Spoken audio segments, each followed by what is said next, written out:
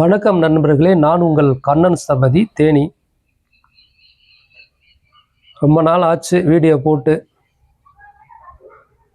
கிட்டத்தட்ட ஒரு ஆண்டு காலங்கள் இந்த வீடியோ நம்ம பண்ண முடியலை. ஆகையினால் சரி, இனி இந்த வீடியோ நம்ம கொஞ்சம் பண்ணலாம்.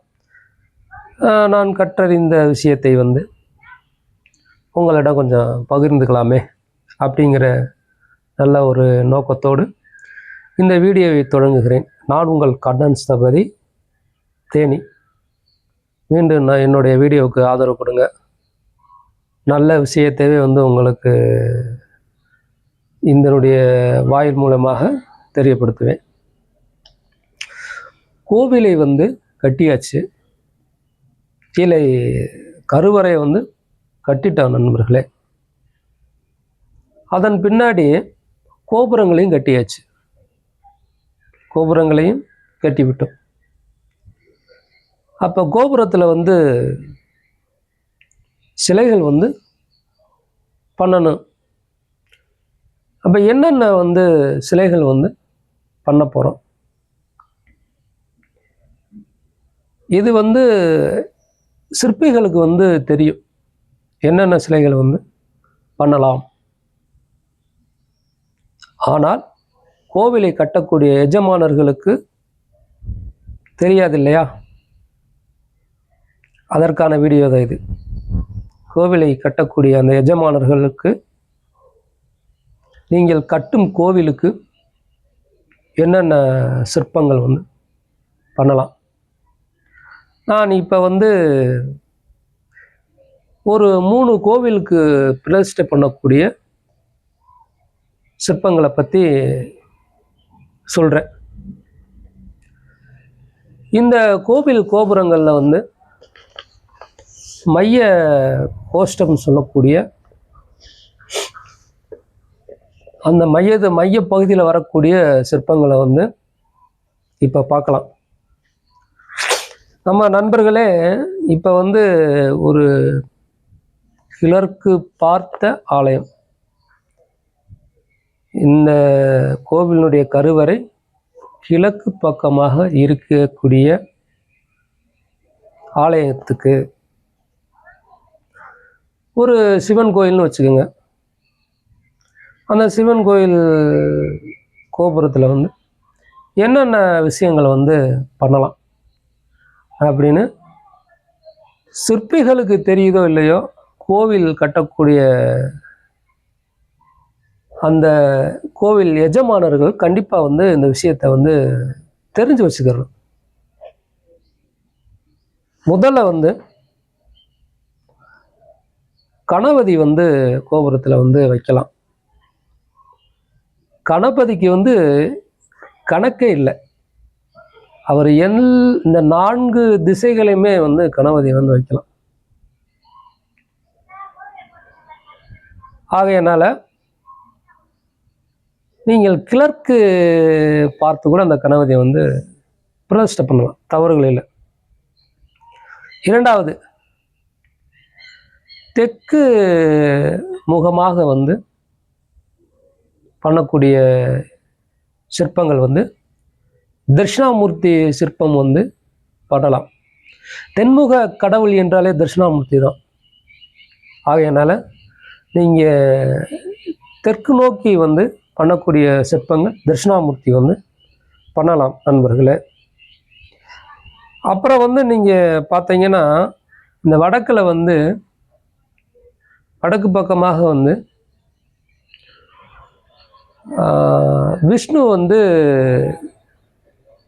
பண்ணக்கூடாது. மேற்கு பாகத்தில் வரக்கூடிய மைய கோஷ்டத்தில் விஷ்ணு பண்ணலாம். மேற்கு பாகத்தில் வரக்கூடிய பகுதியில் விஷ்ணு பண்ணலாம். சரி, விஷ்ணு பண்ண முடியலை, வேறு ஏதாச்சும் பண்ணலாமா கேள்வி இருந்தால் இருக்குது. லிங்கோத்பவர், அதனுடைய பெயர் லிங்கோத்பவர். அது லிங்க மாதிரி ஒரு வடிவம் இருக்கும். அதுக்குள்ள சிற்பங்கள் சிவனுடைய சிற்பங்கள் இருக்கும். அந்த லிங்கோத்பவர் வந்து மேற்கு பக்கமாக வந்து பண்ணலாம். மேற்கு பக்கம் வந்து நம்ம பண்ணிட்டோம்னா அடுத்து வந்து வடக்கு பக்கம் வந்து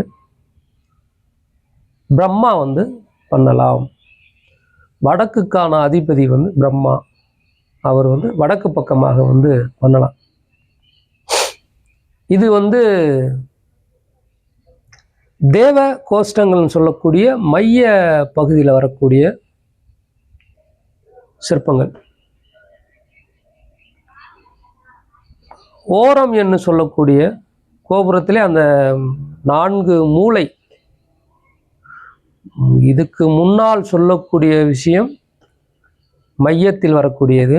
இது 4 மூலையில் வரக்கூடிய சிற்பங்கள் வந்து சிவன் ஆலயத்துக்கு வந்து 4 மூலையில் பூதகணங்கள் வந்து சிவபூதகணங்கள் வந்து கொடுக்கலாம், காளை வாகனங்கள் கொடுக்கலாம். இது கொடுத்துட்றோம். அப்புறம் நீங்கள் வந்து வடக்கு முகமாக வந்து கீழே வந்து துர்க்கை கூட வந்து பண்ணுறதுக்கான வாய்ப்புகள் இருக்குது. இந்த கருவறை பகுதின்னு சொல்லக்கூடிய அந்த சுற்றுல வந்து வடக்கு முகமாக வந்து அர்த்த மண்டபத்தில் கூட வந்து நீங்கள் வந்து வெளிப்புறமாக வந்து துர்க்கை வந்து பண்ணலாம். இந்த மாதிரி விஷயங்கள் வந்து பண்ணலாம், சிற்பங்கள் பண்ணலாம். இது வந்து கோவில் கட்டக்கூடிய அந்த நபர்கள் கண்டிப்பாக வந்து தெரிஞ்சுக்கிற விஷயம் நண்பர்களே. அதுக்கப்புறம் வந்து உங்களுக்கு வந்து விநாயகர் திருக்கோவில், கிழக்கு பார்த்த விநாயகர் ஆலயத்தில் நான் சொன்ன மாதிரி அந்த மைய கோஷ்டம் வைக்கக்கூடிய சிலை வந்து நிறுத்த கணபதி சிலை வந்து வைக்கலாம்.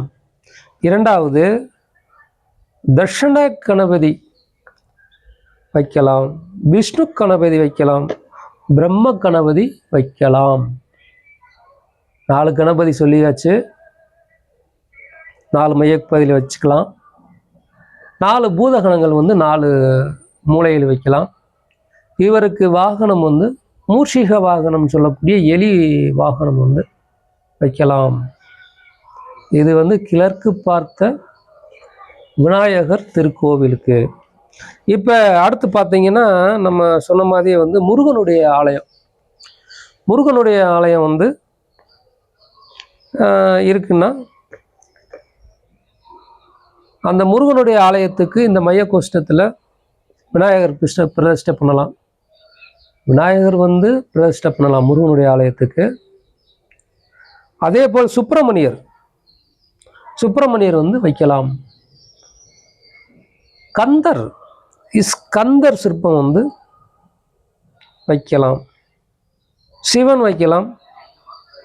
நம்ம எப்பயும் போல சொன்ன மாதிரி வந்து வடக்கு முகமாக கீழ்ப்பகுதியில் துர்க்கை வந்து வைக்கலாம். இந்தந்த சிற்பங்களை முறைப்பிரகாரமாக வந்து பிரதிஷ்டை பண்ணி முருகனுக்கு வந்து வாகனம் வந்து மயில் வாகனமாக வந்து வைக்கலாம். ஆதி காலத்தில் முருகனுக்கு வாகனம் யானையாகத்தான் இருந்துச்சு. அதன் முன்னாடி வந்து மயில் வாகனத்தை வந்து மாற்றுறதுனால இப்போ மயில் வாகனமாக வந்து பூதகணங்கள் மயில் வாகனம் வைக்கலாம்.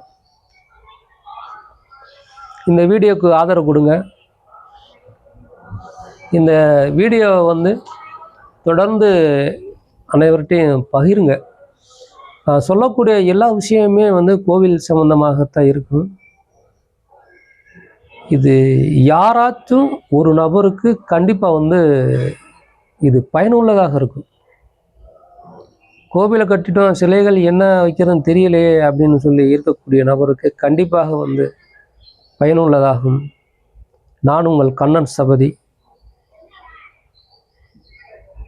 நன்றி நண்பர்களே. மீண்டும் அடுத்த வீடியோவில் சந்திப்போம்.